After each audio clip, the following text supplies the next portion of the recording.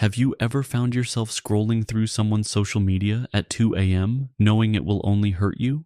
Have you ever promised yourself you'd stop caring about that person who keeps disappointing you, only to find yourself checking their messages, analyzing their words, feeling your heart race every time their name appears? Maybe you're exhausted from giving so much emotional power to someone who barely thinks about you. You tell yourself to just let go, to move on, to stop caring. But here's the brutal truth that no one wants to admit. The harder you try to detach, the more attached you become. You think the problem is them, their mixed signals, their inconsistency, their ability to make you feel like you're walking on emotional eggshells. But let me tell you something that might shatter everything you believe about relationships and pain. The person you can't detach from isn't your problem. They never were. Your problem is what you've projected onto them, what you've made them represent in the theater of your unconscious mind. Carl Jung understood something that most people spend their entire lives avoiding. He said that everything that irritates us about others can lead us to an understanding of ourselves. But you're not ready for that understanding yet because you're still convinced that if they would just change, if they would just see you, love you, choose you, then everything would be fine. You're still living in the illusion that your emotional peace depends on someone else's actions. But what if I told you that the person you can't let go of is actually your greatest teacher? What if this painful attachment isn't a sign of your weakness, but a doorway to your deepest healing? The truth is, you can't detach from them because they're carrying something that belongs to you, something you've been too afraid to face within yourself. Jung called this projection, and it's the invisible prison that keeps you emotionally enslaved. When you look at that person, you're not actually seeing them. You're seeing your own anima or animus, your own inner masculine or feminine, your own unlived potential, your own disowned parts. That ex-partner who seems so perfect. You projected your wholeness onto them. That friend who always disappoints you. They're carrying your shadow, the parts of yourself you refuse to acknowledge.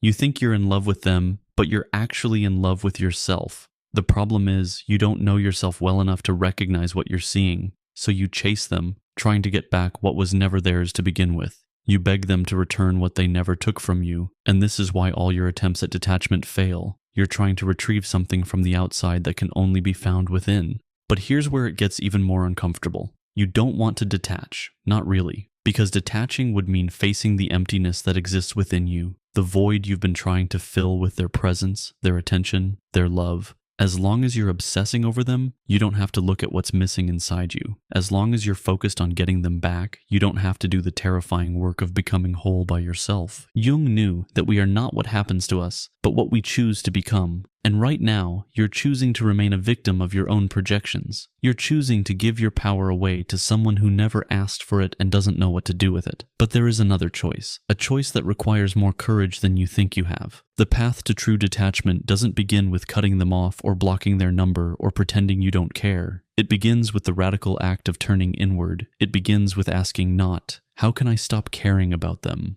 But what part of myself am I trying to retrieve through them? This question will terrify you because it puts the responsibility back where it belongs, on you. When you start to see your attachment as projection, everything changes. That person who seemed so magnetic, so irreplaceable, so essential to your happiness, they start to become human again, flawed, limited, ordinary. The spell begins to break not because you're forcing yourself to see their flaws, but because you're reclaiming the magic you gave away. But this process will feel like death, because in a way, it is. Jung called this individuation, the process of becoming who you truly are, and it requires the death of who you thought you were. The person who needed their validation to feel worthy must die. The person who believed they were incomplete without their love must die. The person who gave away their power in exchange for the illusion of connection must die. And this is where most people give up. They feel the discomfort of reclaiming their projections, and they run back to the familiar pain of attachment. They choose the devil they know over the unknown territory of their own wholeness. But not you. If you've made it this far, it's because you're ready to cross that dark valley of the soul. Jung understood that suffering is not the opposite of healing, it's the doorway to it. The pain you feel when you start to withdraw your projections isn't a sign that you're doing something wrong. It's a sign that something is finally being born within you, something that was always there but was hidden beneath the layers of need, want, and desperate attachment. True detachment isn't emotional numbness. It's emotional sovereignty. It's the ability to love without losing yourself, to care without becoming consumed, to feel deeply without drowning. But this kind of detachment can only come from integration, from making peace with all the parts of yourself that you've been trying to find in someone else. The process is simple, but not easy. Every time you feel the urge to check their social media, ask yourself what you're really looking for. Every time you replay conversations or analyze their behavior, ask yourself what part of your own psyche you're trying to understand through them. Every time you feel that familiar ache of missing them, sit with it and ask what it's really telling you about yourself. This is shadow work, this is anima integration, this is the slow, patient process of becoming whole, and it's the only path to the kind of detachment that actually sets you free instead of just making you numb. As you begin to reclaim your projections, something miraculous happens. The person loses their mythical power over you. They become just a person again, someone you may have loved, someone who may have taught you something important about yourself, but not someone who holds the key to your completeness. That key was always in your hands, you just forgot how to use it. And when you finally understand this, when you finally see that everything you were seeking in them was already within you, the attachment dissolves, not through force or will or pretending, but through understanding, through integration, through the profound recognition that you were never incomplete to begin with.